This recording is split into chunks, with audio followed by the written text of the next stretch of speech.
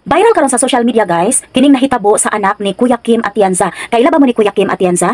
Katong usa ka reporter no sa panahon or sa ato ang weather system sa ato ang nasod. Kato ganing maingon siya nga ang buhay ay weather lang. Okay, so ang iyahang anak guys, iyahang kamanghuran nga anak ni panaw na kaganinang buntag. Wala man direkta nga giistorya no sa asawa ni Kuya Kim Atienza nga unsay hinungdan sa kamatayon sa ilahang kamanghuran nga anak nga si Eman Atienza. Apa nagpost kini sa iyang social media account nga dapat kuno handumon ang kaayo, kamalipayon o kabuutan sa ilahang anak nga si Eman. Subo kaayo palandungan guys no nga dali ra kaayo siya nawala sa kalibutan no at 19 years old. Perti pa gyud niya kabata pa ug matud pa na ako no ni siya'y gibati nga sobra nga kaguol or depression. Depression is not a joke, ingon sila. Ang uban maingon sila nga inartira no. Ang uban mo ingon sila nga binuang lang no or nagpapansin lang. Pero guys, mind you, dili ni siya dapat nato i-take for granted or kaha ato lang baliwalaon. Tungod kay kini guys, kining grabe nga kaguol, mao ni siya makabira nimo paubos or kini siya mo makaingon nga makahimo kag dili maayo sa imong kinabuhi. Kun kutluon nimo ang imong kaugalingong kinabuhi. Interview ni si Emma no, ni Tony Gonzaga, pila pa lang kabulan gikan sa pag-interview, ang giingon ni Eman nga sukad sa iyahang pagkabata, naa na siya traumatic condition tungod sa iyahang yaya nga ginapasakitan siya.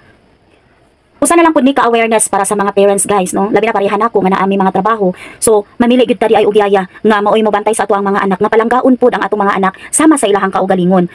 And she'd lock me in the closet. Yun is also an awakening para sa ating mga parents. Na yung kung saan natin iniiwan at kung sinong nag-aalaga sa mga anak natin, malaki din ang nagiging impact nila sa personality at pagkatao ng mga anak natin.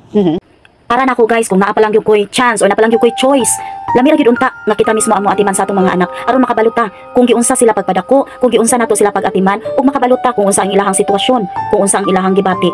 Kung naa pa lang gyud untay choice, apan kinahanglan ang uban mga ginikanan manarbaho man gyud para lang pud nga mabuhi nila o mahatagan nila maayong kaugmaon ang ilahang mga anak. Kini si Eman Atienza na anak ko ni siya ay mental health condition.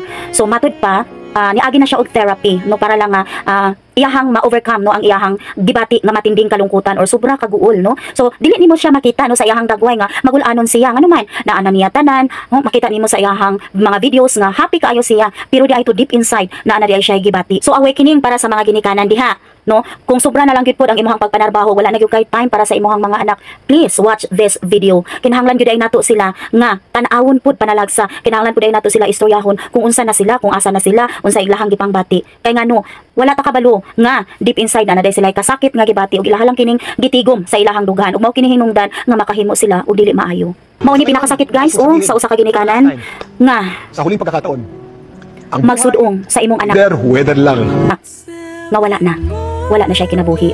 Sakit para sa ginikanan. Pahulay nga dayon, Eman Atienza.